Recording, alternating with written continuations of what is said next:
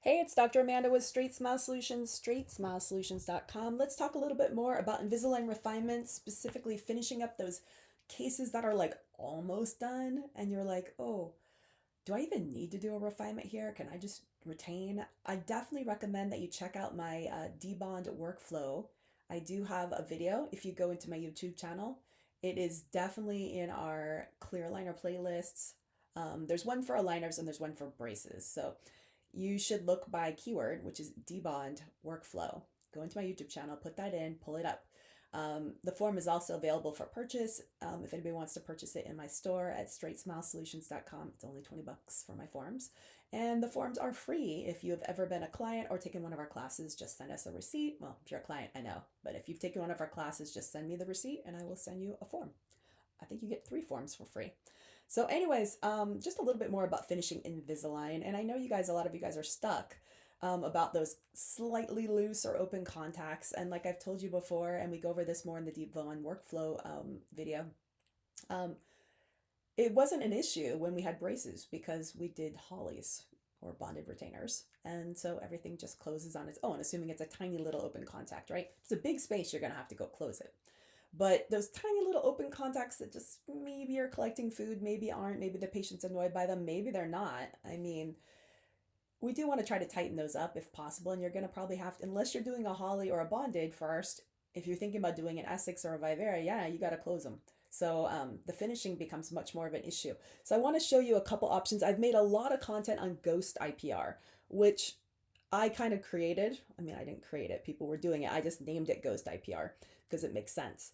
Um, Before Invisalign had these options in their refinement workflows with the submissions. So now they have this option, and people are getting confused. Should I just scan it and just see what the scan says? Now, if you're able to scan it and you're able to open up your iTero and see where the open contacts are, and I think you can do that, um, then that's a good thing to verify with what you did clinically. So check out all my content also on Ghost IPR. Keyword is just Ghost.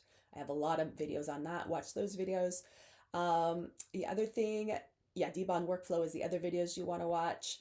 Um, you got to decide, are you going to go with Ghost IPR or are you going to see what the scan picks up and then compare it? You also should watch my video on space mapping. Again, space mapping is the keyword, and I've got that here too. Ghost IPR versus space mapping. I don't know if I put the hyphen in, so just try doing it without the hyphen when you search. I strongly recommend that you do have a space mapping form, made, and consider logging this at the refinement. Take the time to get out your little IPR gauge. It has to be a quality one though. It can't be something you bought from eBay.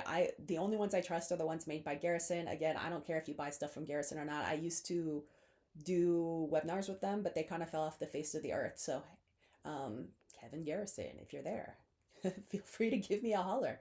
It's been a while. Um, in any case, I really like the Garrison IPR gauges to verify things, and don't shove it in. And I have a lot of content on how to use an IPR gauge. Again, there's another great video for you to look up is all my IPR content. Do your space mapping on a chart. I mean, you could, in theory, honestly, you could just print this out for this. This is from Invisalign when you submit a Clincheck, and you could just fill this out yourself.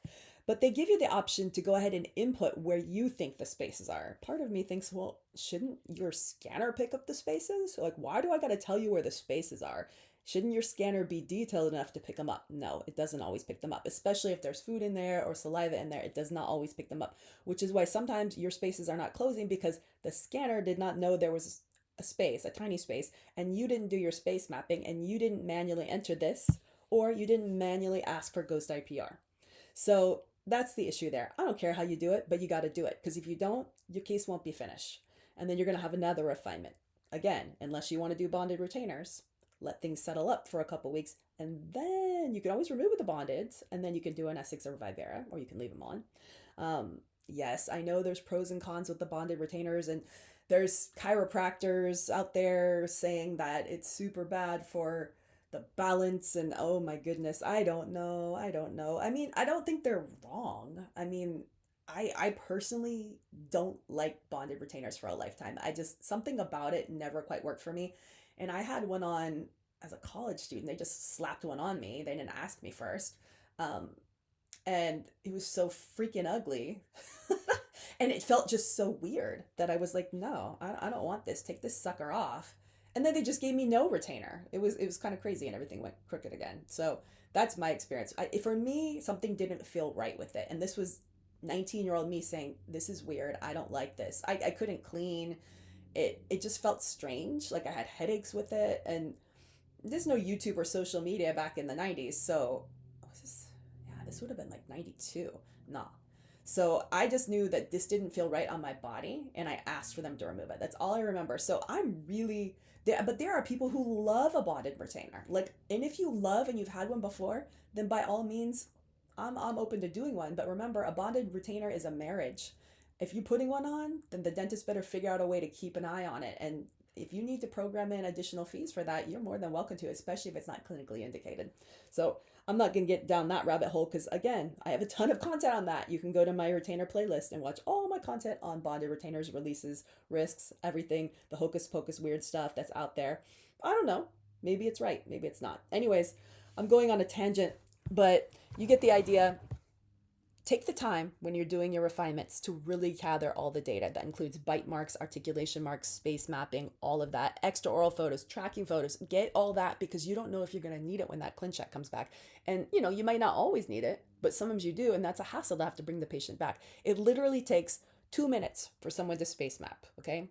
It takes an additional 30 seconds to tap, tap, grind, grind before you take your photos. Do not go off the screenshots. You guys are sending me refinements with only screenshots. I know Invisalign allows it, but that doesn't mean your case is going to be good. No, I've been doing this for enough time that if you do that, it's going to be junk and you're going to get another refinement, almost guaranteed. So, all right, hope that helps. Thanks.